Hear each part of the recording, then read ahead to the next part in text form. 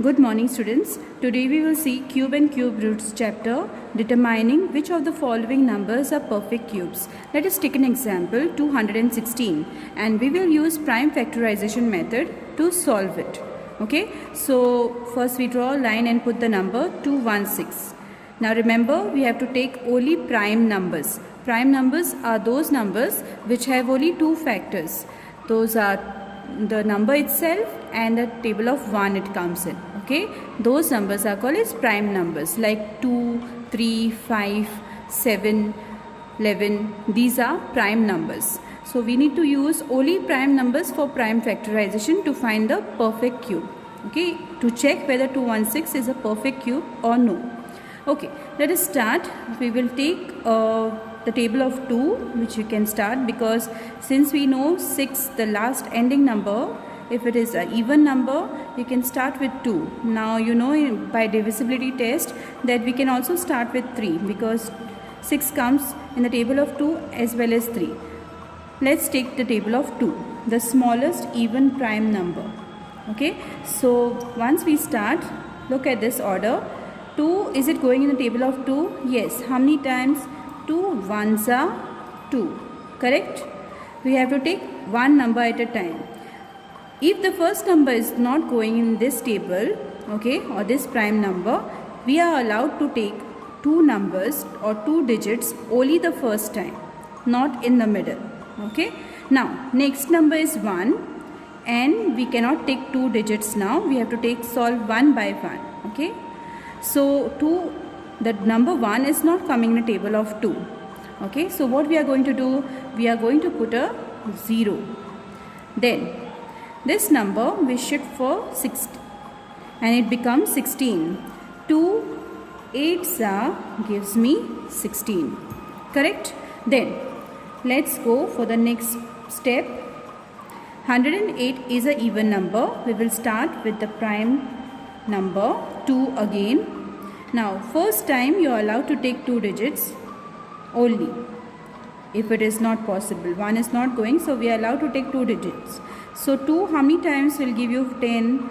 2 5s gives me 10. Then the next number remaining is 8. 2 how many times will give you 8? 2 4s 8. Correct? Okay. Next step. Can we take 2 again? Yes, it is an even number. We can take 2. Okay. Now look at this number. This number is bigger than, it is not there in the table of 2 and it is bigger than 4 also. 4 and 6 is there. 5 is not there. So what we are going to do is we are going to take the smallest one, multiple. That is 2 2s 4. Now carry 1, balance is 1. So we write the balance here. This number now becomes 14. When it is carried over, you can take it as two digits. Okay. 2 how many times will give you 14? 7s. Now, next number we have is 27. Now, can we still take in table of 2? No, because this is an odd number also. We cannot take in 2. Go to the next prime number, that is 3. Does 27 come in 3? Yes. How many times? 3. How many times will give you 27? 3 9s gives you 27. Correct? Now, next step. Can I take 3 again? Yes. 3 3s gives me 9. And the last step to get 1. Okay. 3 1s gives me 3. Okay. That's it. Once you get 1, then you have finished the prime factorization for this number. Okay, let's check for the triplets. In square roots, we were taking two numbers, but in cube and cube roots, we are going to take three numbers. Okay, so 3 in a group, or triplets we call them. Now here we have 2 in 3 times. Okay, and 3 is there in 3 times. So therefore, we will write, therefore 216 is equal to 2 cube. 2 cube, 2 is a number which we have taken 3 times, it is existing. So 2 cube, we call it 2 cube or 2 raised to 3 multiplied by, what is the next prime number we have taken? 3, which is existing 3 times. So 3 cube. Therefore, we can say that 216 is a perfect cube. Okay, that's it. Isn't it easy? You can try the others and practice also. Okay, we shall take another example, 100, and check whether this number is a perfect cube or no. Okay, to make a perfect cube, it should have the prime number in triplets. Okay, let's check. 100, since it is an even number, we will start with the prime number 2. Okay, first time you are allowed to take 2 digits, because since this is 1 is much smaller than 2. So this 2 digits when we take, it becomes 10. So 2 how many times will give you 10? 2 5s gives you 10. Now 0 will come down, or 2 zeros gives you 0. Okay, next step.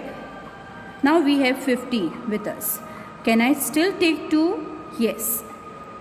Remember, we need to get triplets. Okay, 2 how many times will go in 5? 5 is not there in the table of 2. So we will take the smaller one. 2 2s are 4. Remember, 1 we need to carry over. Okay, so now the number becomes 10. So 2 how many times will give you 10? 2 5s gives me 10. Now next, can I still take the table of 2? No, 25 is not existing, and if we know the divisibility test, the last number, if it is 5, it will definitely go in the table of 5 only. Okay, so 5 how many times will give you 25? 5 5s gives me 25, and 5 1s gives me 5. We have finished it when we get 5. Now these are only in squares, no double, but our chapter is on cube and cube roots, and we are asked to find whether this number is a perfect cube or no. So let's write it down. 100 has the numbers 2 and 5 existing in squares only, which is not applicable for us. So therefore I will write 100 is not a perfect cube. Okay.